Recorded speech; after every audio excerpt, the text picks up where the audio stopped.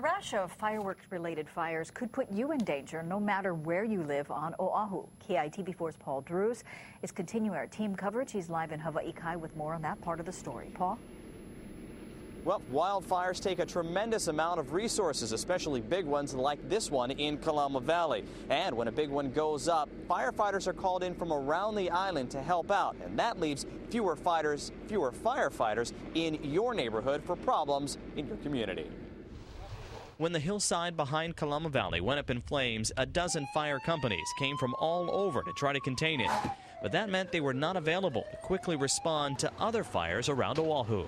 We didn't have the resources to send to them immediately the way that we normally do. So it has that cascading effect. This year, over 30% of fires are believed to have been caused by fireworks on the 4th of July.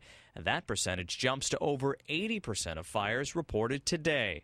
We're seeing a consistent, strong trend of use of fireworks, and it probably shows up in the numbers of calls. So we see that whenever we have fireworks, we have a large volume of fire calls. But even more troubling than the numbers of this discouraging trend is the results. You can imagine looking out your door and seeing your backyard essentially is the ridge line going up on fire and growing. This time, an entire community was in danger because of a careless act. Acts that keep on happening.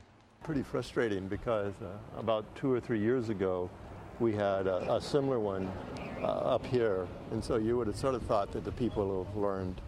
So yeah, I find it very frustrating and ridiculous. Every year after these fires are eventually put out, there is usually a call from affected communities for stricter regulations over fireworks. But the dangers here could also hit close to your home as well. Illegal fireworks are a real hazard to the health and safety of the community. Of course, here in Kalama Valley, a number of fire companies will be working on those hotspots as they flare up. But that means they will not be available for other brush, building, or wildfires that would start tonight. Reporting live in East Oahu, Paul Drews, KITV4 News.